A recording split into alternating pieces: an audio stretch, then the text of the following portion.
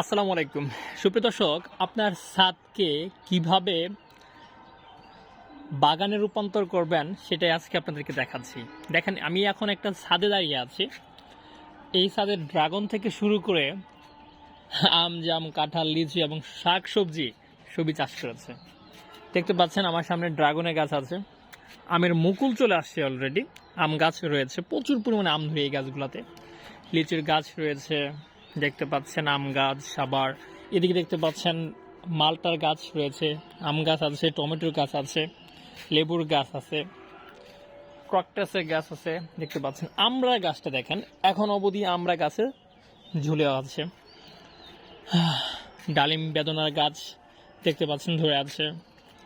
মানে কি নাই ছাদে, আপনি দেখলেই বুঝবেন। দেখেন, বালতিকে কাজে লাগিয়ে এবং গাছগুলো লাগানো হয়েছে। আপনি চাইলে পরে সামনে যেহেতু গ্রীষ্মকাল আসবে, শীত চলে যাচ্ছে, ছাদ এবং রুমকে যদি ঠান্ডা রাখতে চান তাহলে অবশ্যই ছাদ কৃষির কোনো বিকল্প নেই।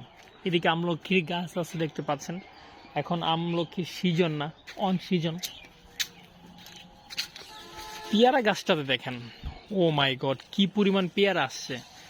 এবং এটা হচ্ছে অর্বরের গাছ, ফুল আসছে দেখতে পাচ্ছেন। এই যে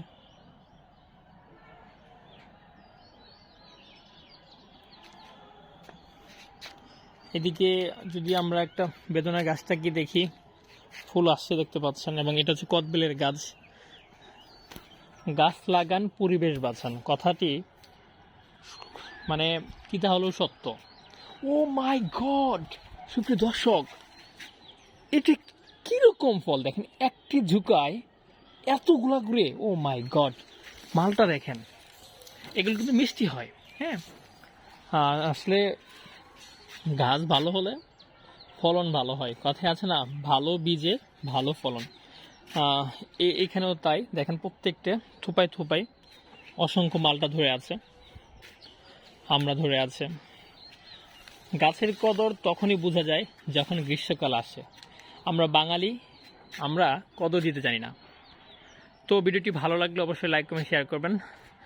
আমি দেখেছি আর আপনাদের দেখাবো না তা তো হতে পারে না। ধন্যবাদ সবাইকে।